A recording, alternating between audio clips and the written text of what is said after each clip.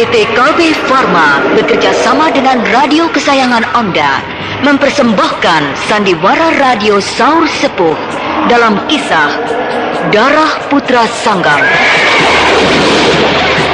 Darah Putra Sanggam episode ke-9, Kisah Saur Sepuh, produksi Harafana Record.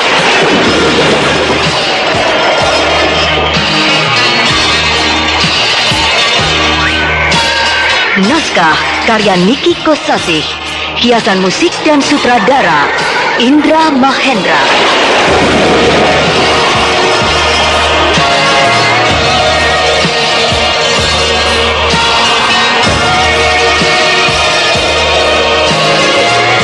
Darah Putra Sanggam pada babak ke-31 ini menampilkan M. Adang sebagai Ki Jara, Kosasih sebagai Mariba, Iwan Sanjaya sebagai Lugina, Sarwenda sebagai Kinaga, dan Haryono sebagai Jasiun.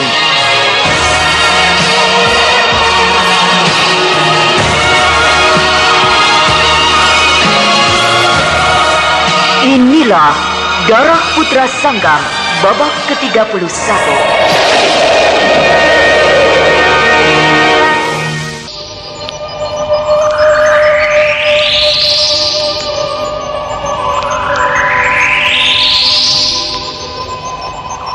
Pada bagian yang lalu dikisahkan, diperkirakan ada sebuah gerakan di bawah tanah yang dipimpin oleh orang-orang Kuntala dengan tujuan untuk merongrong pemerintah kerajaan Madangkara. Tokoh-tokoh utama yang menjadi dalang dari gerakan di bawah tanah itu adalah terdiri dari orang-orang yang punya kedudukan di Kuntala. Di antaranya Ki Jara, Mariba, dan Lugina. Namun mereka sadar untuk meruntuhkan Madangkara adalah sangat mustahil kalau memakai jalan kekerasan senjata. Sebab angkatan perang kerajaan Madangkara terlalu kuat untuk ditundukkan. Selain itu, 6 kerajaan sekutu Madangkara tentu tidak akan tinggal diam kalau kerajaan Madangkara terancam. Menyadari hal yang demikian, Ki Jara dan kawan-kawannya akan mempergunakan cara lain, yaitu menggerogoti tubuh pemerintahan Madangkara dari dalam dengan cara melakukan gerilya moral.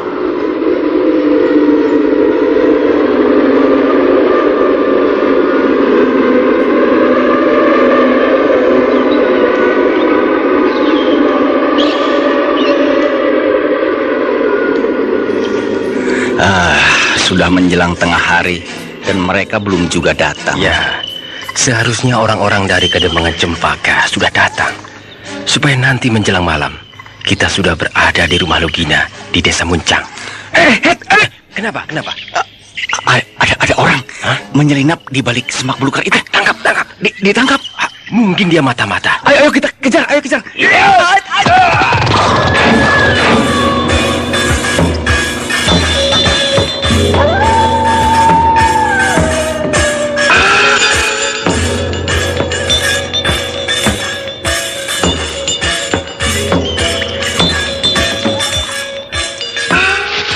Lihat, orang itu sedang berjongkok di balik semak belukar, seperti sedang mengintai sesuatu. Iya, mau apa dia berbuat begitu? Yang jelas dia bukan mau memata-matai kita, tapi mengintai sasaran lain.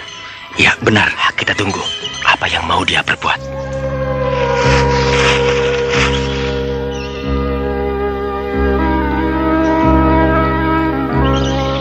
Nah, dari sana ada yang datang.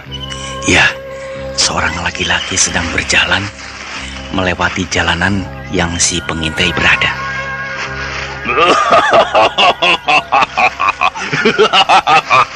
Selamat siang, Kinaga. Ternyata kau tamat juga, Kinaga. Tamat? Apa maksudmu? Sudah berkhianat kepada gurumu. Masih juga menginginkan pedang setan. Tutup mulutmu, bocah sinting. Aku memang bocah sinting, tapi bocah sinting yang akan membuat kau bungkam. Apa maumu sebenarnya, Jasim? Aku membutuhkan pedang setan. Keparat! Jaga mulutmu. Aku pendekar pedang. Jadi sudah wajar kalau aku membutuhkan pedang setan daripada kau. Kau bukan golongan pendekar pedang. Jadi tidak ada gunanya pedang setan kau bawa-bawa. Katakan sama gurumu si cakar iblis. Suruh dia datang ke sini. Percuma aku meladeni kau muridnya, bocah ingusan. Meskipun kau telah mengalahkan si Dewa Maut, aku tidak takut. Si Dewa Maut memang cukup lumayan, tapi kau tidak ada apa-apanya. Untuk membunuh kau, sama mudahnya seperti membalikkan telapak tangan. Bocah edan, kubunuh kau. Kau yang harus mati.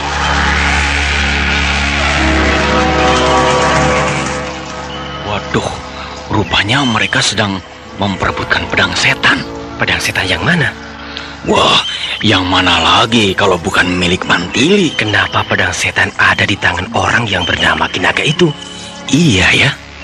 Apakah Mantili sudah mati sehingga pedang setannya dipegang oleh orang lain, atau sekedar dititipkan? Apa maksudnya dititipkan pada orang lain?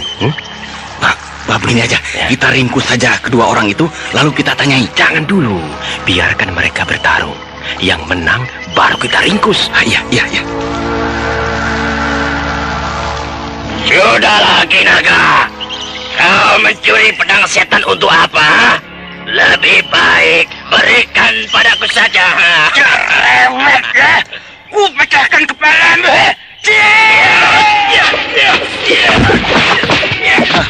Mereka mulai bertarung. Boleh juga anak muda yang bernama Jasim itu. Gerakannya cepat dan lincah. Tapi rasanya aku pernah mengenal jurus-jurus tangan kosong seperti itu. Tadi dikatakannya dia murid si cakar iblis. Ya. Nah, kalau Kijara kenal dengan jurus-jurus anak muda itu, pasti Kijara pernah kenal dengan si cakar iblis. Mungkin aku kenal, tapi bukan julukannya, tapi nama aslinya. Iya.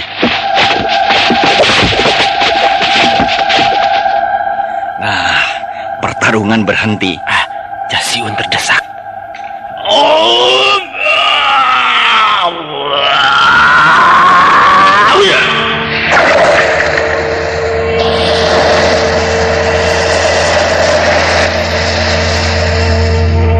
Wah, dia mengerahkan ajian serat jiwa.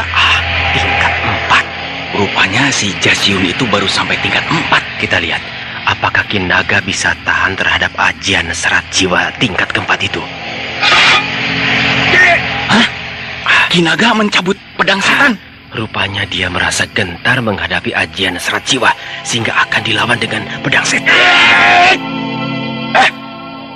Kenapa pedang setan ini mengepulkan asap?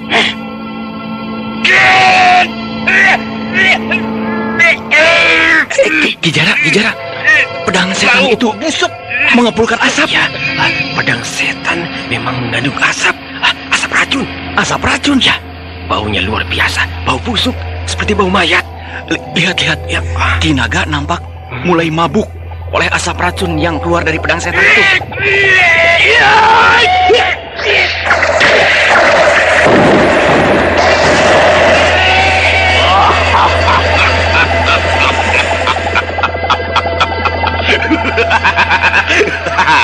Matilah kau, Kinaga.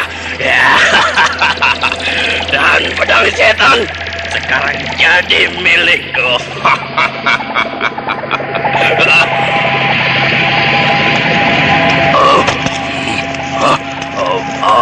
Busuk.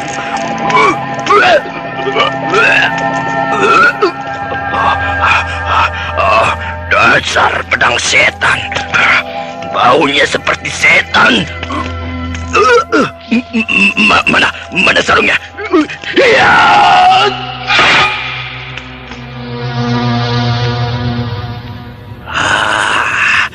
Aman sekarang. Setelah pedang setan ini aku masukkan ke dalam sarungnya,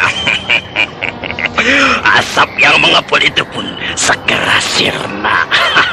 Pintar, pintar. Hai, siapa kau? Sama seperti kau. Oh, apa maksudmu? Ingin memiliki pedang setan. Oh, begitu.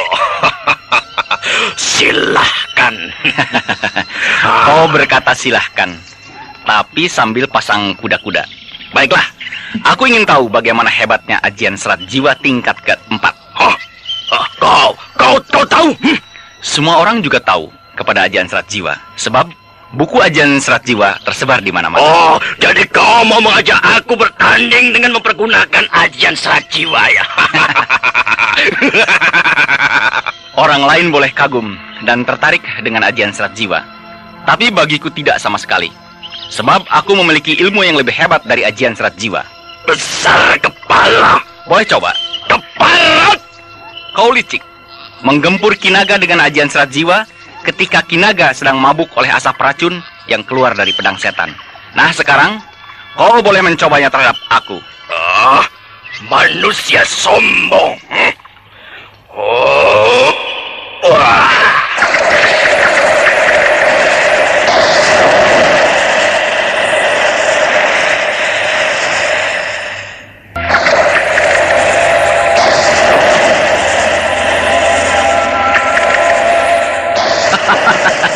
Baru sampai tingkat 4, sudah bangga. Ayo lekas, serang aku. Ya.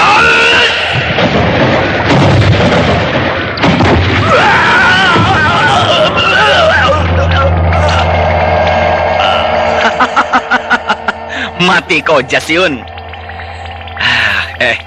Mana pedang setan itu? Jangan dicabut. Kenapa, Ki? Kau tidak akan kuat melawan asap racun yang keluar dari pedang setan itu. Oh ya? Jangankan kau, aku juga tidak akan tahan melawan asap racun itu. Bukankah kita memiliki ajian waringin sungsang? Ajian waringin sungsang bukan untuk melawan racun, tapi untuk membinasakan musuh. Tidak ada seorang pun yang sanggup menawarkan asap racun yang keluar dari pedang setan, kecuali Mantili. Apakah Mantili memiliki ilmu yang sanggup memunahkan segala jenis racun? Tidak. Mantili tidak memiliki ilmu apa-apa. Jadi sebenarnya aku sendiri merasa heran, kenapa Mantili bisa kebal terhadap asap racun pedang setan. Mungkin diberi sesuatu oleh Brahma? Ya, mungkin juga. Sebab pedang setan itu merupakan pemberian dari Brahma. Hah? Jadi pedang setan itu bukan diperoleh Mantili sendiri? Bukan. Menurut guruku, Brahma mendapatkan pedang setan ketika bertempur dengan gerombolan pedang setan di Sungai Mandiri. Gerombolan pedang setan? Ya. Bukankah Mantili yang menjadi pemimpin gerombolan pedang setan itu? Mantili mendirikan gerombolan pedang setan karena dia memiliki pedang setan. Tapi gerombolan pedang setan yang asli, yang beberapa puluh tahun yang lalu merajalela di Sungai Mandiri. Tapi gerombolan setan itu hancur, diobrak-abrik oleh Brahma. Lalu beberapa tahun kemudian, pedang setan yang dirampas oleh Brahma itu diwariskan kepada Mantili. Jadi gerombolan pedang setan yang dipimpin oleh Mantili dengan gerombolan setan yang malang melintang di Sungai Mandiri tidak ada hubungan sama sekali. Tapi orang-orang taunya gerombolan setan Mantili adalah penerus gerombolan setan yang di Sungai Mandiri itu. Bukan, sebab coraknya berlainan. Gerombolan setan Sungai Mandiri benar-benar gerombolan penjahat. Kalau gerombolan pedang setan Mantili hanyalah merupakan persatuan anak-anak muda yang merasa tidak puas dengan keadaan. Oh, ya. Ki Jara, kita sudah sampai di desa Muncak. Jalan memutar supaya lebih cepat sampai di rumah Silukina. Baik. Rumah itu nampak amat sunyi. Pasti Silukina sedang tidur. Sebab dia orangnya sudah ngantuk. Masih sore sudah ngorok. Iya.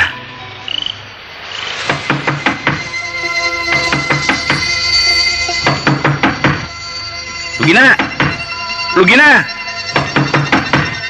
Benar dia sudah tidur. Mari, Bah. Ya, Dobrak saja pintunya. Ya. Iya.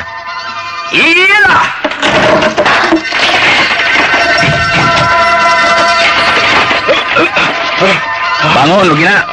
Molor saja. Kau Maribah dan Kijara. Tidur kamu ini atau latihan mati? Latihan mati? Iya, tidur sampai tidak ingat apa-apa. Namanya itu latihan mati. Habis ngantuk menunggu kau dan Kijara. Lama banget. Waduh, pintu rumahku rusak. Hah? Kau apakan pintu rumahku itu? Sampai berantakan begitu, ha? Habis diketuk-ketuk lama banget, tidak bangun-bangun. Terpaksa aku tendang sampai jebol. Wah, sudah, jangan ribut. Bagaimana tugasmu? Sudah kau hubungi Juragan Salikun? Sudah, Ki. Bagaimana jawabannya? Malah yang datang ke sini Bu Karti, Ki. Bu Karti? Ya, siapa dia? Pemilik penginapan Hegar di ibu kota Madangkara. Mau apa dia ke sini? Dia ingin sekali bertemu dengan Kijara. Perkara apa? Perkara pengadaan gadis-gadis penghibur. Oh iya, berarti dia sudah mengadakan pembicaraan dengan Juragan Salikun. Betul, Kijara. Begitu Juragan Salikun selesai membaca surat dari Kijara, ya, segera dia menghubungi Bu Karti. Dan tadi siang, Bu Karti ke sini. Ya, maksudnya ingin bertemu langsung dengan Kijara. Tapi ditunggu-tunggu Kijara lama sekali. Lantas dia pulang saja. Ada pesan? Katanya kalau bisa, besok Kijara datang ke penginapan Hegar, menemui Bu Karti untuk membicarakan rencana itu.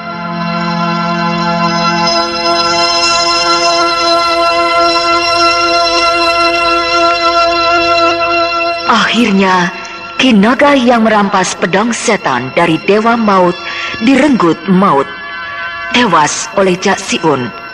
Dan Jasiun sendiri mati oleh Mariba, anak buah Kijara. Maka kini yang memegang pedang setan adalah Mariba.